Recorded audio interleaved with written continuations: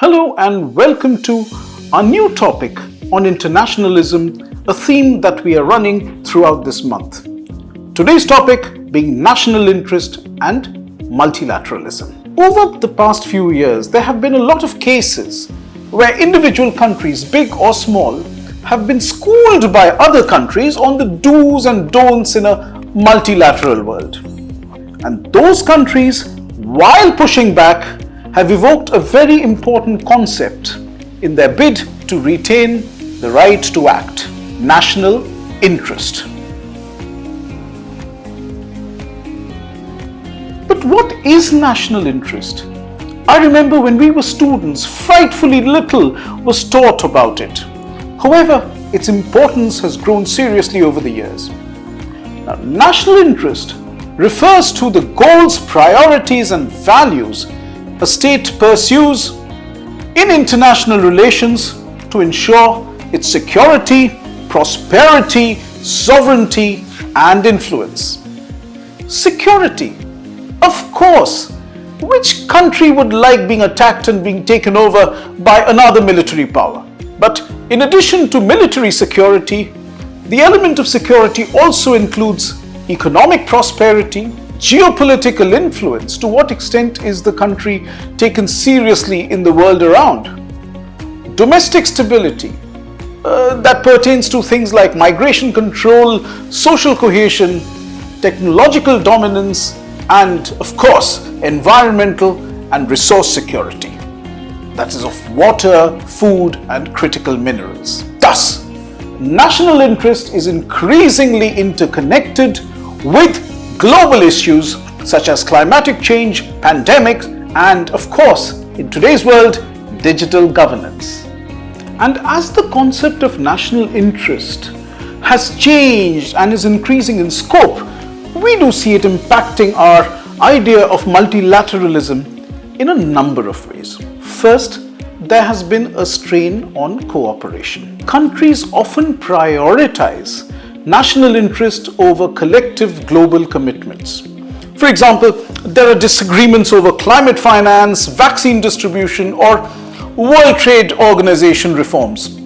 We are seeing the deadlock in the WTO right now.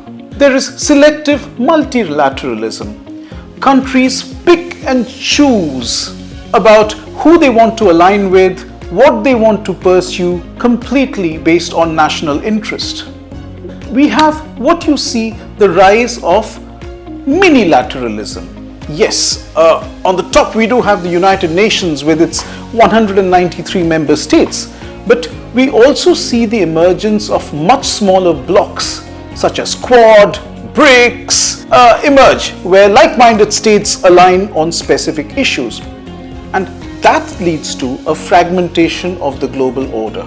Many states pursue non-alignment or multi-alignment, balancing relations between competing powers and maximizing their own national interest. The national interest has evolved and is evolving from being narrow to a broad concept, from being state-centric to interdependent and globalized, yet sovereignty conscious, and from fixed alliances to flexible issue-based coalitions. That having said, national interest remains the core driver of foreign policy of nation states. Yes, it does limit multilateralism by making states prioritize sovereignty and domestic goals over collective solutions. Yet, it also reshapes democracy by forcing innovation, coalitions of convenience, flexible groupings, and issue-based alliances. The future suggests that national interest will not be abandoned, but redefined. National interest shall be pushed through a more nuanced, adaptive, and balanced approach that recognizes the necessity of multilateral cooperation in an increasingly interconnected world. India balances its national interests with multilateral engagements through a strategy of multi-alignment. Multi-alignment evolved from its post-independence policy of non-alignment. And what did non-alignment do? It prioritized pragmatic engagement with multiple global centers rather than aligning with a single bloc. And in the process, it maximized its strategic and economic advantages. It is about balancing between major powers. In this case, the US, Russia, and China. For example, India participates in major Western aligned forums such as the Quad with the US and its partners while still engaging with Russia for its energy needs, promotes the global South, the developing world. It is the voice that advocates interests of developing countries in global forums. For example, during its 2023 G20 presidency, it successfully championed the inclusion of the African Union as a permanent member. India employs a mix of traditional multilateralism with a more agile minilateralism, aligning with smaller bodies on specific issues. There is economic diplomacy, where India uses its now fairly significant economic might through bilateral and regional free trade agreements, leveraging international platforms such as the G20 to shape global economic governance discussions.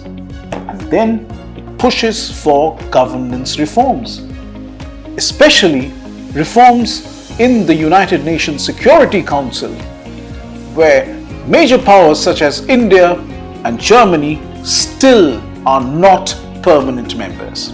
However, India's balancing act runs into the occasional challenge. The main one in focus today is its relations with Russia in the wake of the Ukraine war. Despite Western pressure, India has maintained its diplomatic engagement and energy ties with Russia, reflecting its commitment to strategic autonomy. And there is the China factor. India faces complex challenges from China, including legacy border tensions and competition for influence in Asia. However, New Delhi continues to engage with Beijing in forums such as BRICS and the Shanghai Cooperation Organization, practicing what some call strategic hedging.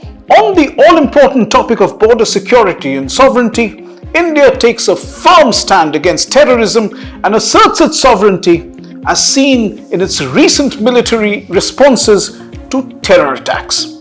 At the same time, it engages in counter-terrorism cooperation within multilateral frameworks. This nuanced approach allows India to navigate a turbulent and fragmented multipolar world, ensuring that its national interests remain central to its foreign policy.